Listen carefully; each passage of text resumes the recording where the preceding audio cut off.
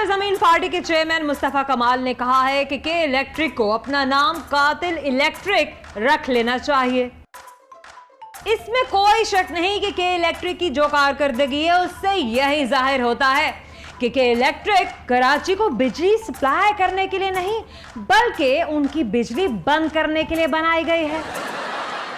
रोटी महंगी होने की वजह से आवाम का कितना फायदा और कितना नुकसान हुआ है, आइए देखते हैं। शेख साहब, मुझे इत्तला मिली है कि आवाम को 2 वक्त की रोटी बहुत महंगी पड़ रही है। हाँ साहब, रोटी महंगी हो गई है तो आवाम कुलचे खा लिया करें। खटक साहब, आवाम को भी चाहिए कि वह सोशल मीडिया की बजाय तंदूर से रोटी जाकर खरीदे। मेरे महल्ले में रोटी की कीमत में कोई फर्क नहीं पड़ा। वाकई? वो कैसे? खटक साहब, मैं पहले भी मुफ्त रोटी खाता था, अब मुझे अब भी रोटी मुफ्त मिल जाती है। जरा इसे देखो, मुल्क नाजुक तरीन दौर से गुजर रहा है और ये शख्स इकट्ठी 2 रोटियां खा रहा है। आइए जरा इससे पूछते हैं रोटी की महंगाई के बारे में। चल।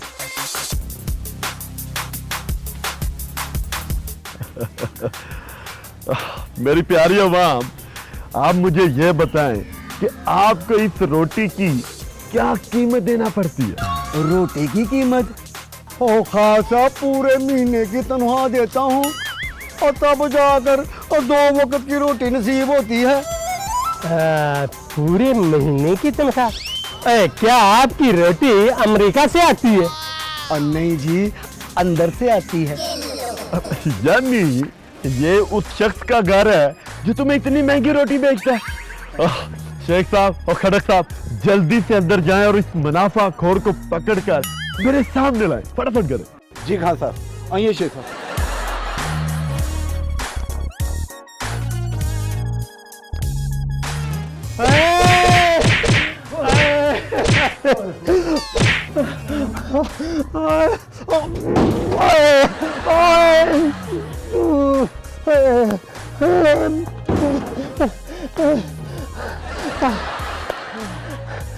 देखे खान साहब, ये काम मेरे बस का नहीं। अगर मैं भागता ना तो मेरे सर की बजाय लोटा होता यहाँ पे। खान साहब, मुझे उन्होंने चमचे से मारा है, अब मैं कहीं नहीं जाऊंगा। और तुम जैसे बुज़दिलों की वजह से अपोजिशन आजकल मेरे पर चढ़ाई कर रही है। चलो हटो, मैं खुद देखता हूँ। खान साहब ध्यान से, उसका हाथ बहुत भारी है, मेरी कोई जिम्मेदारी नहीं है।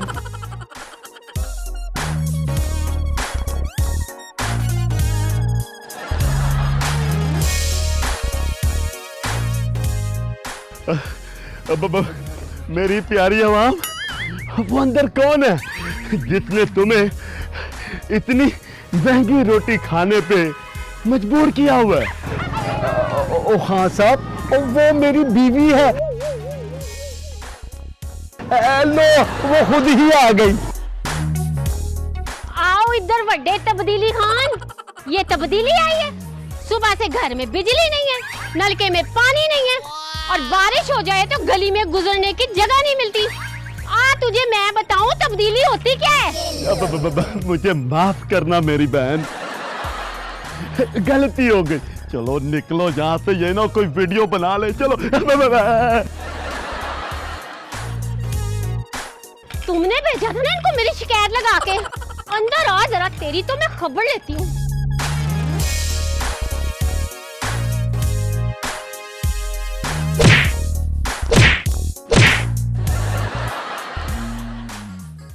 उस्मान बुज़दार साहब का कहना है कि सर्विसेज हॉस्पिटल की इमरजेंसी को स्टेट ऑफ द आर्ट बनाएंगे।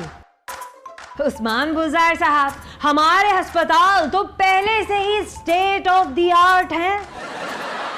यंग डॉक्टर्स मरीजों की बजाय अपने फैशन और स्टाइल पर तवज्जो देते हैं। अब और क्या स्टेट ऑफ द आर्ट चाहिए?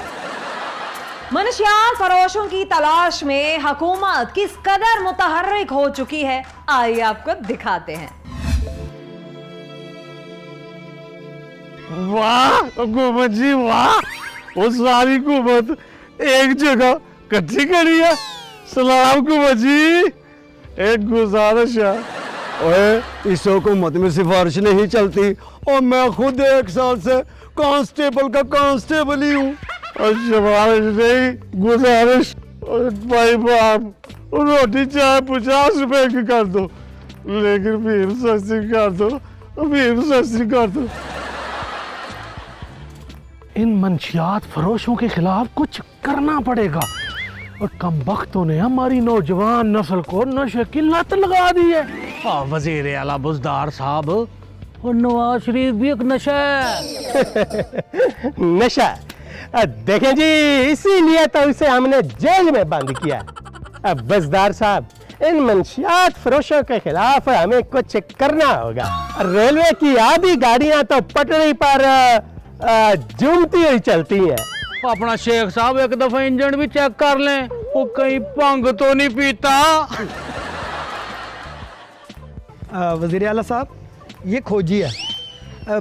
मंशियात फरोशों के तमाम ठिकानों का इसे इल्म है। बहुत खूब, और ये तो जबरदस्त हो गया।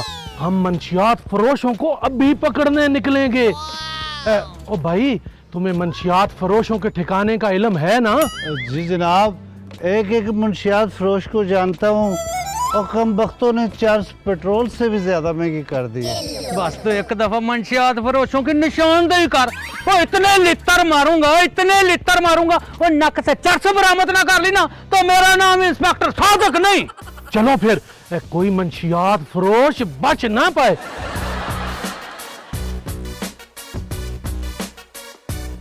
और यही अड्डा है मंशियात फरोशों का। और नहीं साहब जी, और ये तो मेरा घर है, और मैं अपनी बीवी को बता कर आया कि मैं आप लोगों के साथ जा रहा हूँ।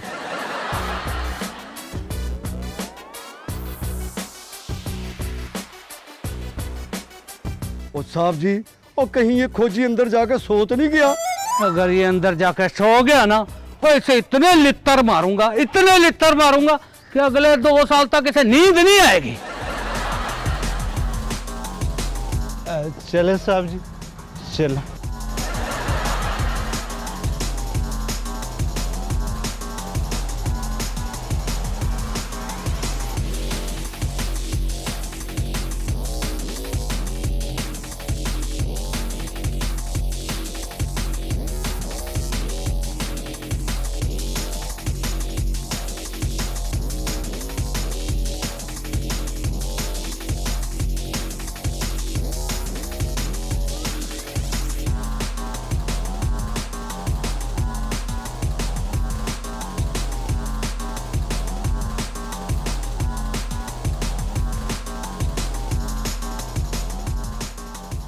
ओए खोजी, ओए तेरा कख न रहे। ओए चल चल के मेरे गिट्टे सूज गए हैं। तो कहाँ है मंशियात फरोश? अबूजदार साहब, और लगता है वो हमें देखकर कहीं छुप गए। अमीन, जी साहब जी। हम मंशियात फरोश ना मिले तो इस खोजी को ना थाने ले चल, और 2 मिनट के अंदर अंदर ना सबके एड्रेस लिखवाएगा ये। और मिल गया थानेदार साहब, मिल गया।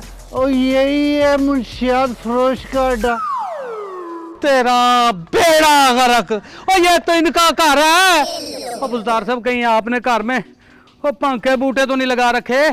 ओए शर्म करो, और मैंने तो कभी पेड़ों वाली लस्सी तक नहीं पी।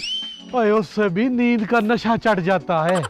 आप ठीक कह रहे हैं अमीन। जी साहब जी। पकड़े इसको, और सवेर से इसने हमारा मजाक बना रखा। अब सादिक और अमीन, और इसे कुछ हो गया, पकड़ो इसे। सीधा आके खड़ा।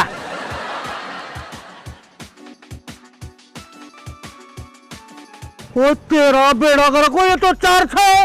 ओ बुजदार साहब, आपका खोजी तो आप चर्सी है। दम मारो दम, मिट जाए गम, दम मारो दम। ओए तेरा बेड़ा गर्क, ओए तू खुद चरसी है और हमें सुबह से ओए गाय भैंसों की तरह चला रहा है। और साहब जी, इसे थाने ले चलते हैं और ठंडे पानी के टब में ना 2 होते देते हैं। फिर ये खुद बहुत बता देगा कि ये चर्च कहाँ से खरीदता है। ओए इस महीने पहली अकल वाली बात तूने की है। ले चल इसको थाने, और रास्ते से बर्फ भी खरीदनी। आगे लगे। आइए आपको दिखाते हैं एक स्किट। अस्सलाम वालेकुम। प्रोग्राम एक्सप्रेस टाइम के साथ हाजिर खिदमत है आपका टिकट कलेक्टर शेख रशीद। मेरा मतलब है आपका मेज़बान शेख रशीद। आज की ट्रेन में हमारे मुसाफिर हैं दुनिया के सबसे बड़े फसादी नरेंद्र मोदी। अरे आपकी तारीफ का बहुत बहुत शुक्रिया। अरे माँ भारत माता के लिए कुछ भी करूँगा। अरे चाहे इंडिया की आधी अवाम भूखी मर जाए, अरे आखिर में भारत माता का बेटा हूँ। देखें जी, आप अपनी भारत माता के सबसे नालायक बेटे हैं। बल्कि आप तो ऐसे बेटे हैं जो अपनी माँ के जेवर, कपड़े, बल्कि जूते भी बेचकर पिस्तौल खरीद लेता है। अरे भारत माता की सुरक्षा के लिए पिस्तौल, बम, मिसाइल जरूरी हैं। अरे हमरे को चाहे इंडिया की जनता को बेचना पड़े तो बेचकर तोपें और टैंक भी खरीद लूंगा। देखें जी, आप भारत की सुरक्षा के लिए इंडिया की जनता की जान पर क्यों खेल रहे हैं? आपकी आधी जनता तो फुटपाथ पर सोती है, 2 वक्त की रोटी नहीं मिलती उन्हें। अरे माता की सुरक्षा के लिए अरे जनता को कुर्बानी तो देना पड़ती है। अरे वैसे भी हमारी आबादी इतनी तेजी से बढ़ रही है कि जितने भूख से मरते हैं उतने पैदा भी हो जाते हैं। पहले आपने कश्मीर पर नजायज कब्जा किया और अब उसे अपनी मलकियत ही बना लिया। ये तो ऐसे है जैसे कोई किसी को मोटरसाइकिल उधार दे और वो नंबर प्लेट तब्दील करके अपनी मलकियत जाहिर कर दे। अरे श्रीमान, अरे जमीन उसकी जिसका कब्जा हो। यानी आप वजीर आजम नहीं, आप कब्जा गिरफ्त के सरगना है। लेकिन मोदी फिक्र न करें, कश्मीर की आवाम आपकी कब्ज जल्द खत्म कर देगी। अरे वाकई? अरे कबई से तो मैं पहले ही बहुत तंग हूँ। अब बात आसान है, वो आपको एक दस्ती बम खिला देंगे और वो पेट में जाकर फट जाएगा तो कब्ज अपने आप दूर हो जाएगी। अरे बहुत गोलियां खाई लेकिन फाका नहीं हुआ। अरे अब बम भी खाकर ट्राई कर लेते हैं। गोलियां नहीं, गालियां खाई होंगी, लेकिन आप जैसे डीठों पर गालियों का असर ही नहीं आता। अरे गालियां तो मैं बचपन से खा रहा हूँ। अरे तभी तो भारत का वजीर आजम हूँ। लेकिन मोदी मुझे ये बताएं कि आप ये चार्ली चैपलिन की तस्वीर साथ क्यों लिए फिरते हैं? अरे श्रीमान, अरे ये चार्ली चैपलिन नहीं, अरे ये जर्मनी का अजीम डिक्टेटर हिटलर है। अरे मैं इसको अपना गुरु मानता हूँ। यानी जिस तरह हिटलर ने जर्मनी को एक खुशहाल मुल्क से एक कब्रिस्तान बना दिया था, आप भी भारत के साथ कुछ ऐसा ही करेंगे। अरे हम कब्रिस्तान नहीं, शमशान घाट बनाएंगे। हमारा मतलब है। रहने दीजिए, जो भी आपका मतलब है। हमें तो ये पता है कि भारत माता के बेटे भूख और गुर्बत की चिता में जल जल कर राख हो रहे हैं और आप उसी राख से अपनी सियासत के बर्तन मांज रहे हैं। अरे बहुत हो गया श्रीमान। अरे ये बात समझ लें, अगर पाकिस्तान ने जरा सी चू या छोटी सी चराम भी की तो युद्ध होगा। हमारे पास बूफोर्स तोपे हैं। हमारे पास भी एटम बम है, हमने कपड़ा बाहर के चमकाने के लिए नहीं रखा। दर बेटे मोदी, अब बचना मोदी, आपके पाँव में चूहा। कहाँ है चूहा? अरे इतना बड़ा चूहा!